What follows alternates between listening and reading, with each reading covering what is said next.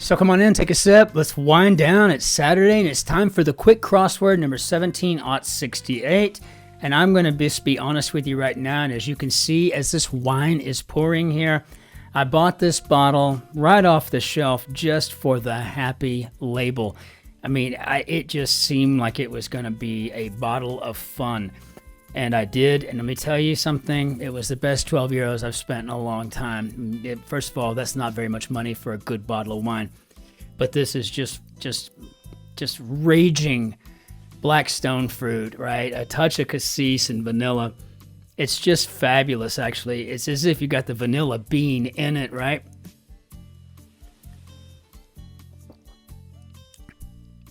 And on the palate, I'd say more tannin.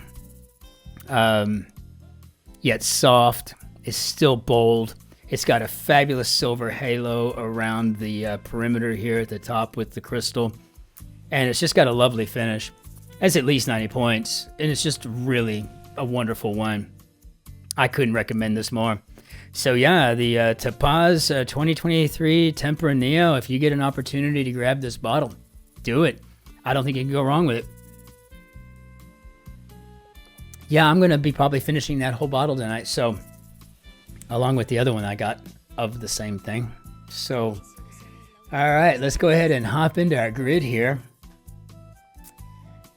And again, 17-68. I'm going to carefully place my cursor in here as to not disturb anything crazy out there.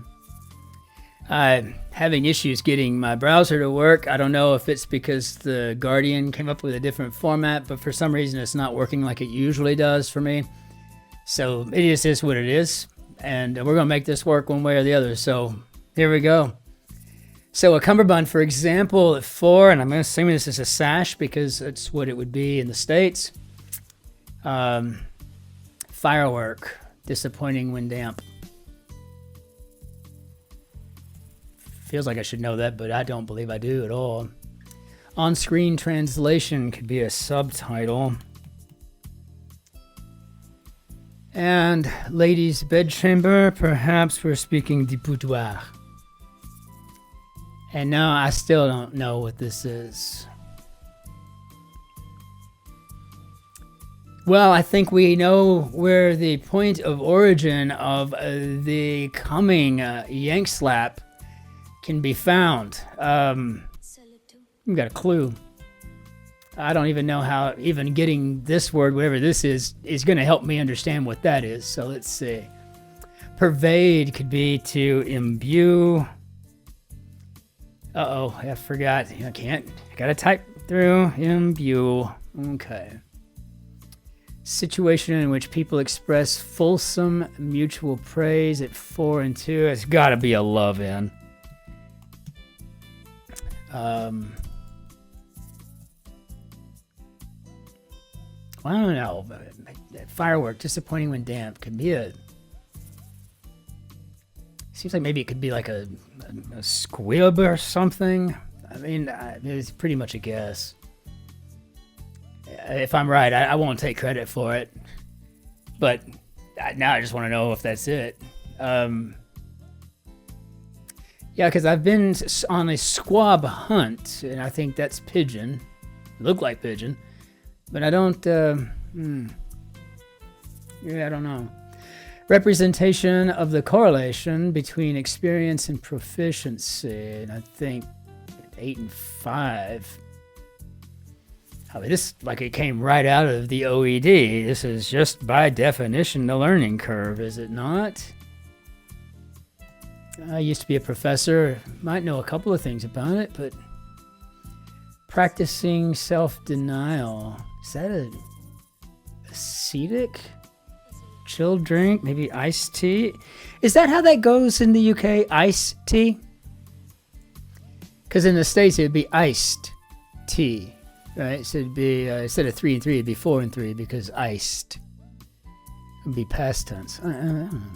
I think this is. I think this is an acetic.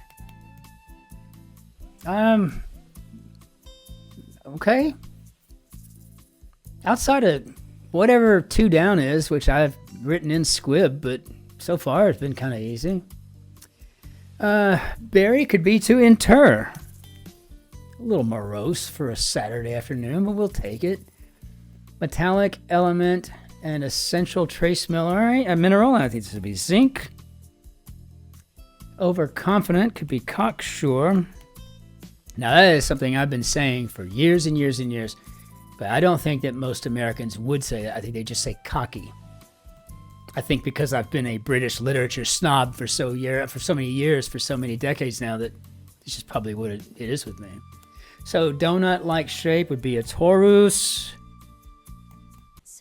Torus. It's so hard for me to get used to the Guardian movements when you just finished with the New York Times. Express complete confidence in 5 and 2. 5 and 2. Oh, wow. Well, I mean, that could be to refer to defer to. Could be a swear by, swear to. Oh, I don't know. Let's see what else we've got here. There's quite a bit going on there. Nut. All right. Iota, free for all.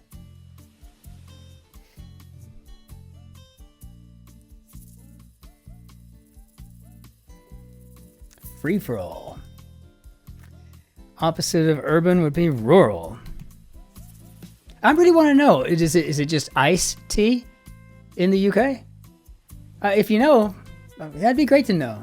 Gin flavorer, maybe slow. Beginner, late letters. This is a P.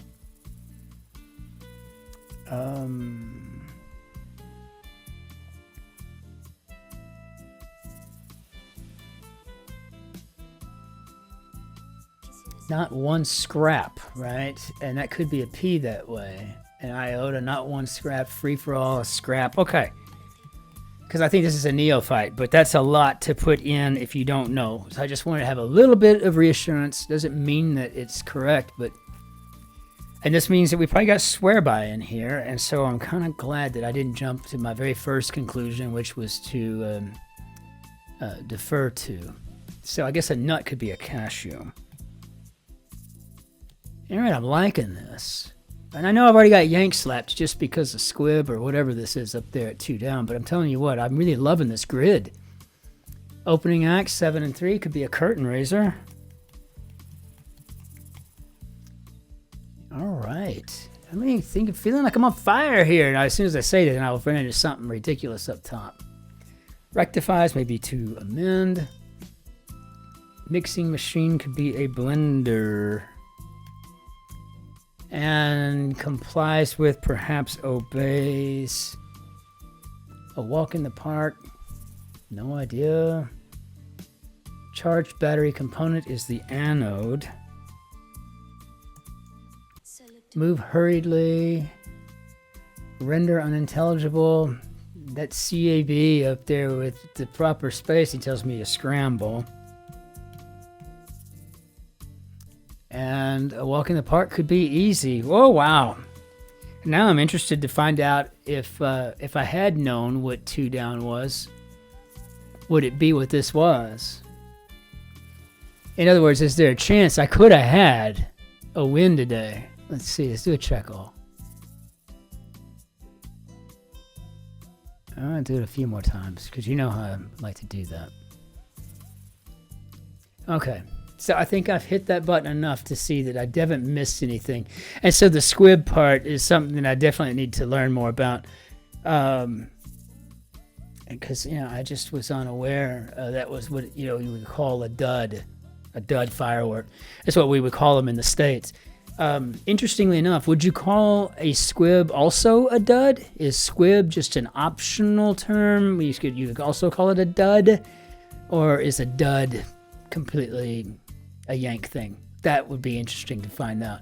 Otherwise, this was a really fabulous grid. And again, it wasn't a rollover by any stretch, but I think this one was in a lot of ways just made for someone like me with my specific frame of reference, right? But this was fabulously done. So my very best. My compliments to the setter. What a fabulous grid. So let's just go ahead and get away with all this stuff and get down to the brass tacks of it all, which is how much I dearly appreciate every single one of you. Thank you so much for the support, the kind words, the comments, the likes, the subscribes, and the way y'all are sharing it with your friends and neighbors out there. I don't see where it's being shared. I don't know anything like that. I just see at the end of each month how many times it was shared. And y'all are sharing this an awful lot, and that really means the world to me. It means we're growing the community with more like-minded people, because if they're as beautifully gifted and talented and kind and generous as all of you are, then by all means, birds of a feather, right? So please do share. Otherwise, until we see you Monday for the next Guardian, but please do join us for tomorrow's New York Times ginormous Sunday offering, along with the mini, if you'd like. I would love to have you there. And please comment when you're joining in on the New York Times. I'd love to know, who my cross viewers are, right? Just so we can kind of get an idea who's playing around in New York and also in London at the same time, right? It's not like we have the Concorde anymore, where I can leave in London at 9 a.m. and land in New York at 8:30 or something like that. So those days are gone. Until we see you tomorrow, though. Ich wünsche Ihnen einen schönen Tag noch. Auf Wiedersehen, tschüss, servus, grüß Gott, ciao, Cin-Cin. Be well out there. Take care of yourselves, your friends, and your family, and all that stuff's important. But please, please, please be kind to the person behind you in the queue. Be well out there. Take care.